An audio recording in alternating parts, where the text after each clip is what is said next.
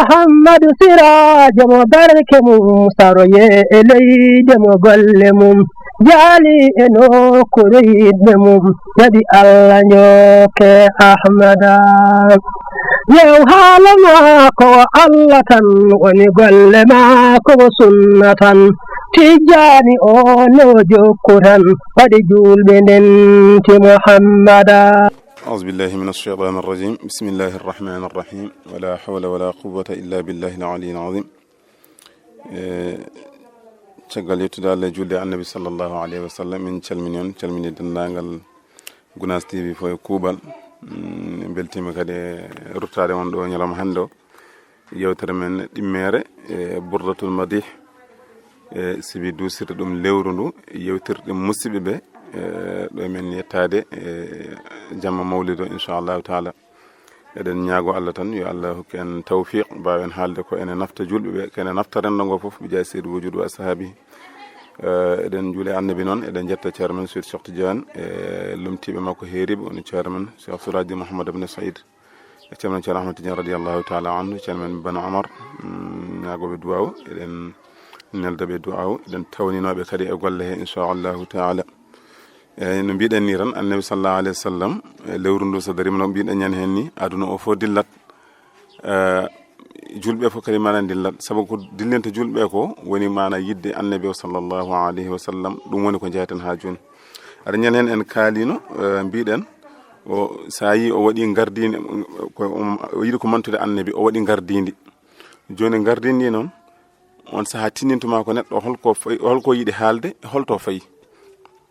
jonno haali gardindi ha o yetti hawo naata ko yiɗi haalde ko caggal no haali woyti musalla yidde no wayni jiɗɗa hunde noon ka hebde ɗum walla noon ka yiide mana ko jiɗɗa ko neɗɗo wone feldema saabu anda ko cippirta ko saabu mana yidde ɗum fof e waade noon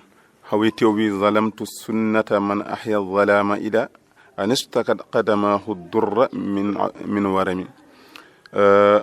o yiɗi haalde ko annabi sallallahu alayhi wa sallam o wi mi tooñi sunna mo ganduɗa man ahya zalama gurtinannoɗe niɓe aɗa annabi sallallahu alayhi wa sallam o walanno julde o waala julde ha koyɗe makko mana ɓuuta fodde mana dewal Allah ngal no waya makko ni te ɗum fof hawnade ɓiya annabi sallallahu alayhi wa sallam wimen Aïssa haali wi o ɓurtana jamma ko ɓuri darɗe 12 kawis Allah ɗen darɗe so tawi gandanɗa hoore ma ko hono min juulannoɗo joni darɗe 12 ene wawi haade ɗum tawata koyɗe ɓudde ɗum tawata kam hen eyyi saabu mi darata ko kene timma ɗum kono annabi sallallahu alayhi wa sallam onno dewal makko Allah ngal ɗum tawi ko ceerno men wiyata ceerno Mouhammad Saïd radiallahu taala o wi hay goto men wawa rewde dewal Allah no laaɗo Allah sallallahu alayhi wa sallam hay goto men wawa rewde dewal Allah no annabi sallallahu alayhi wa sallam rewirta Allah ni kala to jaaɗa e banggue moƴƴere tawata ko annabi ene daɗi ɗon julɓe ɓe fof sa yeehi banggue juulu noon tawatama sa yeehi to banggue jokkere enɗam noon tawirta sa yeehi to banggue mana ha joni jihaadi ko noon tawirta sa tawi to banggue kala to jaaruɗa tan a tawat annabi sallallahu alayhi wa sallam ɓuuri sembude hen kongono wi min annabi ene waɗanno ni ha koyɗe mum ɓuuta o waala darade min mi wattani ɓayde mi wattani kono ko kanko ndewmi ko kanko mana ñemtinanmi wadde mi tooñi saabu moƴƴi so tawi aɗa ñemtini hunde ene ñemtini hunde aɗa nandikino hunde yahata hunde nde hayso tawi wona fof ene tawa e ma yo wood ko yiya e ma kam o wi ɓayde kanko noon o siforaki noon jamma ene omo heppata ko hiratoɗa no wadde o tooñi sunna annabi sallallahu alayhi wa sallam mo ganduɗa o daratono ila anistaka qadamahu durra min warami ha koyɗe makko ɗe gullito sababude mana museki e ɓuutalla koyɗe mana ɓuuta sibi sattude no darori ni wa sadda min shagabin ahsa'ahu wa tawa tahta alhijarati kashhan mutarafal adam o daro kadi gilato juulanno gilato rendu hewno haw heyɗa o heyɗa o ronka mana darade sabu mana heege o ƴetta goñolle ɗi o ƴetta o haɓɓa hen mana kaaƴe beela o wawa fortade o wawa darade annabi sallallahu alayhi wa sallam aran ɗum woni ko mbiyeten joni ko no rewirta Allah ni e tinnare no jogui nde ɗum enen en mbawa ɗum eyyi saabu en motor gonɗo e makko on ala e meɗen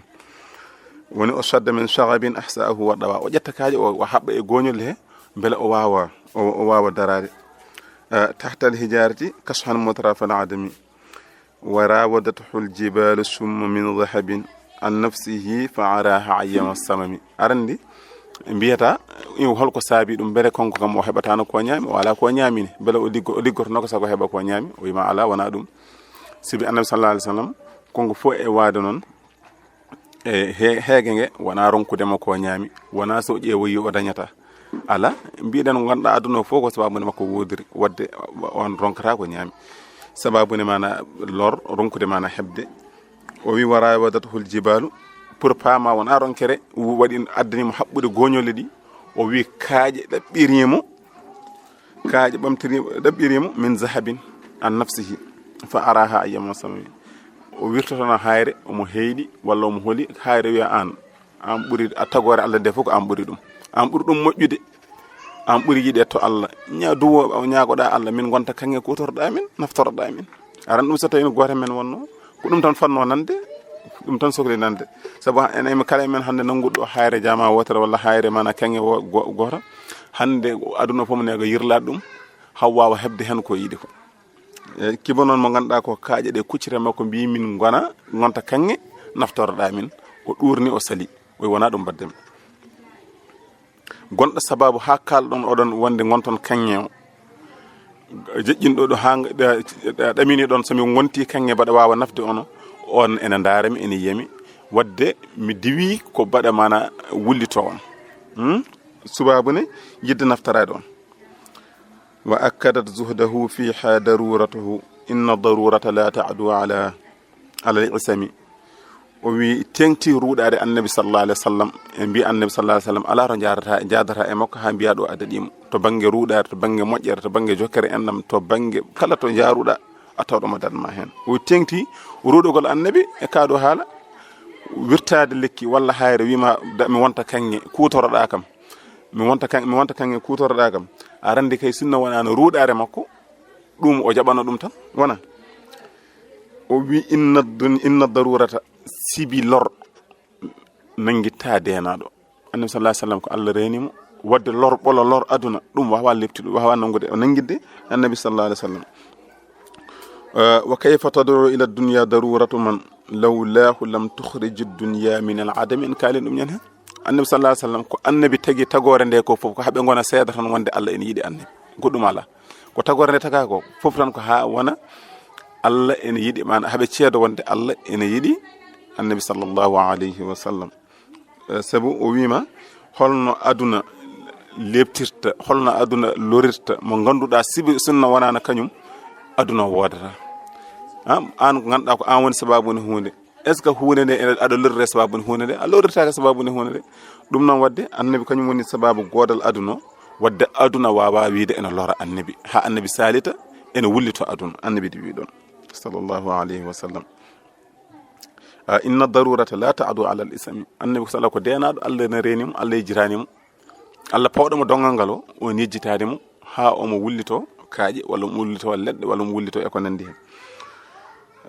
wa kayfa tad'u ila ad-dunya darurata man lawlahu lam tukhrij ad-dunya min al-'adami muhammadun sallallahu alayhi wa sallam sayyidul kawnayni wath-thaqalayni wal fariqayni min 'urbin wa min 'ajami muhammadun nulaɗo Allah sallallahu alayhi wa sallam konko woni sayyidul kawnayni lannade ɗiɗi ɗe kala ko wiyete ko tagore andu ko annabi woni khalifa ma ko jidda fo gona sa yiɗi gona neɗɗo sa yiɗi gona jinne sa yiɗi gona malaika sa kala ko jidda gona fam ko annabi woni ko homa woni khalifa ma konko liggontoɗa wathaqalayni e tir koyen ɗiɗon woni yimɓe e jinneji wal fariqayni min urbin wa min ajami so tawi ka boɗejo ko annabi halfo woni khalifa ma woni sayyidu ma so tawi ka ɓalejo kisa ko annabi woni sayyidu ma wadde to oɗo banggue julɓe waɗe o arabeɓe e ɓaleɓe fof poti e oɗo banggue annabi sallallahu alaihi wasallam wona oɗo ko makkanajo ha kamɓe de annabi mana kamɓe annabi poti ala noɓe mbaye annabi ni ko noon mbaɗen makko diino woni hakkude meɗen ɗum rendini en nabiyuna al-amiru nahi fala ahadun abarru fi qawlin la minhu wala na'ami annabi sallallahu alaihi wasallam nabiyuna al-amiru konko woni jamirowo ko arandi ko ɗum woni ko Allah mantiri leñol makko ngol kuntum khayru ummatin ko onon ɓuri moƴƴude e kala mana ha joni leƴƴi oɗon jamira ko moƴƴi oɗon kada ko boni ko ɗum woni ko ɓurirɗen leƴƴi keddiɗi ko ɗum Allah haali annabi men noon ko jamirowo ko moƴƴi ko kaɗo kadi ko boni kala ko moƴƴi annabi ene yamira ene herjina hen kala ko moƴƴani annabi ene haɗa ɗum sallallahu alaihi wasallam fala ahadun abarru fi qawlin la minhu wala na'mi hay goto ɓurani aduna o ɗiggude annabi sallallahu alaihi wasallam konngol so tawi o wi ko ala so tawi o wi ko so wi ala ɗum aduna o fof ala ɓurdo tiddoma hen so yamiri o wi aduna o fof konko ɓuri mana tidde mana konngol e tiɗede mana konngol mum sallallahu alaihi wasallam huwa alhabibu alladhi turja shafa'atuhu likulli hawlin min alahwali muqtahimi huwa alhabibu alladhi konko woni giɗo alladhi on turja shafa'atuhu mo ganduɗa mo ene jorta tefore muɗum konko woni giɗo mo ganduɗa tefore mum ene jorta ñalawma darga ende shafa'atul mana kubra li kulli hawlin e kala kulli huli min al ahwali kulli huli muqtahimi pawñotoɗi annabi sallallahu alaihi wasallam konko woni jortade e tefore mum e kala mana kul huli kulaɗi ñalawma darga pawñotoɗi yimɓe ñalawma darga woni haalaka arande shafa'atul kubra wita shafa'atul kubra so tawi Allah waɗi aduna o gasi yimɓe jeehi lakara ñana darga yettima ñalawma o goto fof ene jogi goƴa goƴƴo ɗum goto fof ene jogi ko woƴi ɗum e ñalawma hen ko annabi tan sallallahu alaihi wasallam goto woni ma Allah hertinari o huccita e joom makko o ñaagoma yo Allah huccu e tagore nde tampi Allah hucce e tagore nde sababude mana teddugal makko to Allah e yiɗede makko to Allah e horsude makko to dandagal mana tagore nde ɗum ɗo ha joni ɗum gonɗinta ɗum tinninta ko haalno nane ko lawlahu lam tukhriju dunya min al adami sinno wonana kanko aduna o wotta ay kaɗo haala selinde ɗum nde wonno ko sababune makko aduna o wodiri ay ko sababune makko Allah hucciri e tagore nde ene tefana ɗum sabu hay goto kala mo garɗa e muɗum woni annabi yo woni nulaɗo kala tuggi baba adama noon faade to haaɗi kala hen mo kuccuɗa dokɗa paada e mum taw ene jogui ko yoni ɗum ñande hen ko annabi tan jogui konngol ñande hen konko tan jogui tefore omo tefana joni noon nden yimɓe fof tampi yimɓe fof mo jiiɗi goto fof yiiɗi andu to dari on saaha Allah o huccite Allah o sujjana ɗum sujud makko juɗɗo o barkinɗo o jaɓaɗo to Allah o Allah wiyama Muhammad saltuɗa ɓamto e sujud ma he ñaagoɗa to keɗa nden wona hankadi sallallahu alaihi wasallam o ɓamto e sujud he o wiya Allah jinmi ko kucca e tagore nde tefanama jurmaɗa tagore ma nde ñawore nde mo gasa nde wonno so tawi kuulal ene fawi dow ma ɓayde tan a suwa hebde ñawore taw an suwa andude keɗɗa kono so tawi a ñawama hankadi andiri keɗɗa hankadi na fofti wona ɗum woni huwa alhabibu alladhi turja shafa'atuhu li kulli hawlin min al ahwali muqtahim da'a ila allahi falmustamsikuna bihi mustamsikuna bihablin ghayri munfasimi da'a ila allahi o noddi fewde Allah konko annabi sallallahu alayhi wa sallam falmustamsikuna bihi jogitiɓe e gon noddago annabi sallallahu noddi yimɓe yo ngar mana ndewa Allah yo ngar kucce Allah kala notitiɗo mana e gon noddago mustamsikuna bihablin ghayri munfasimi yo faam o jogitima e ɓoggol ngol wona taƴowol kala jogitiɗo e ɓoggol diine l'islam faam o jogitima ɓoggol ngol ganduɗa ngol wona taƴowol ha abada ɗum woni diine mana l'islam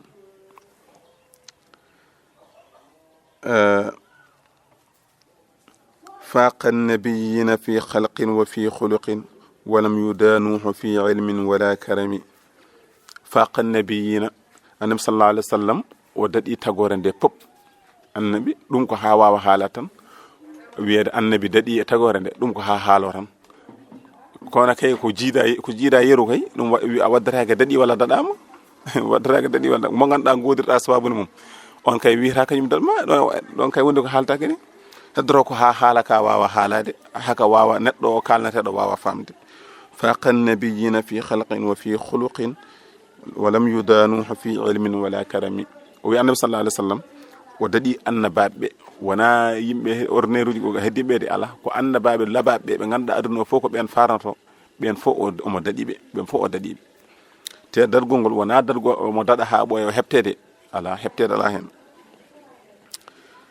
walam yudanuhu fi ilmin wala karami te paama dargol ngol ɓe ɓallakimo ɓe mallakimo fi ilmin wona to banggue gandal kala annabi biya ɗo ene andi faam ko annabi daɗimo kala annabi biya ɗo ene teddi andu ko annabi ɓuuri mo teddude kala annabi biya ɗo mana ha joni ene hokka andu ko annabi ɓuuri mo hokkede sibi koye nder dokke annabi ɗe woni ko hokka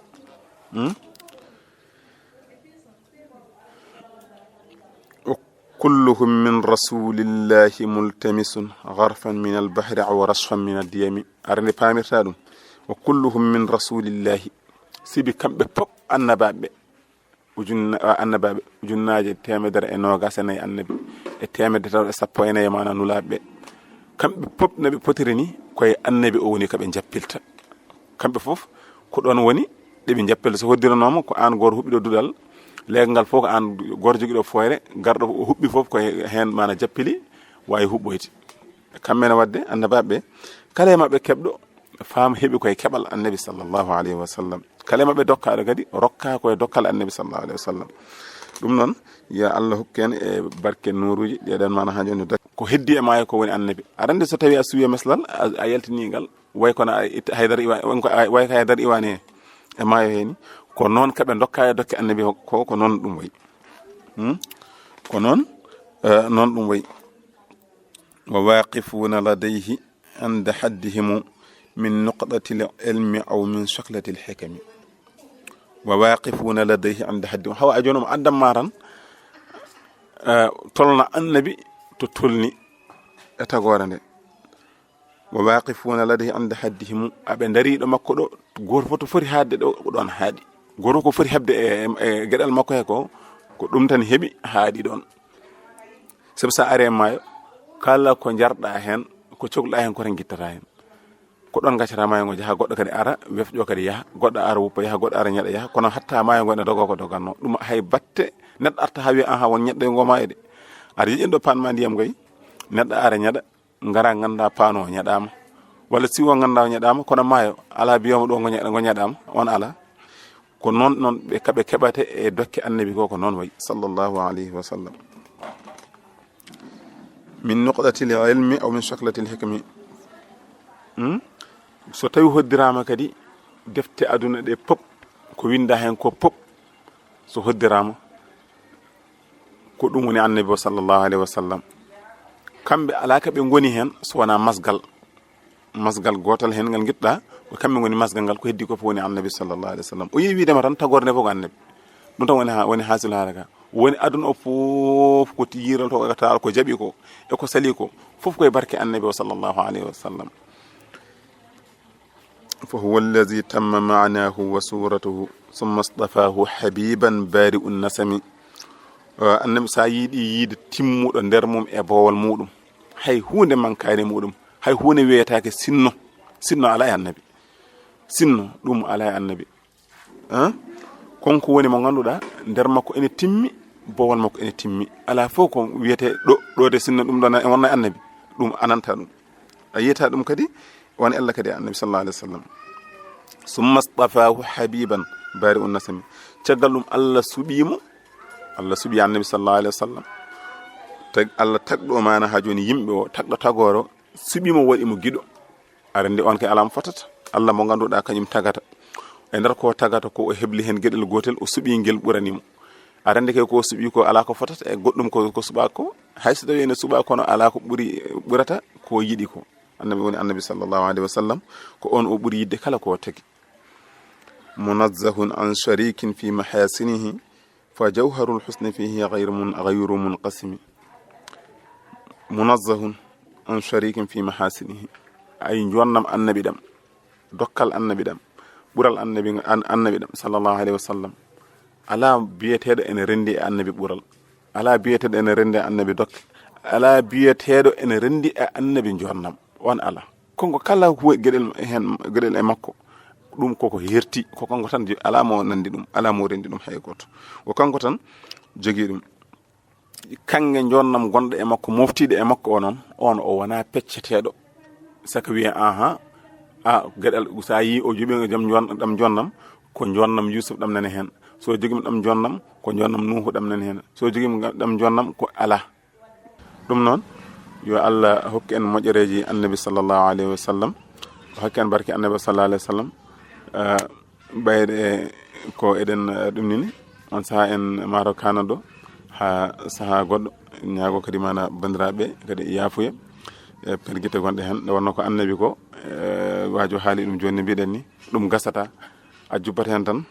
on saha kadi gongol kadi mana jokka nde wonno ñande foof ene jogui kane haale makko saha fof kadi ene jogui kane haale makko ɗum noon yo Allah hokki en barkeji annabi sallallahu alayhi wa sallam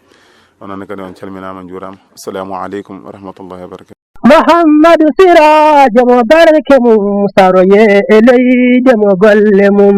جالي إنو كريد مم يدي الله نيوك أحمدا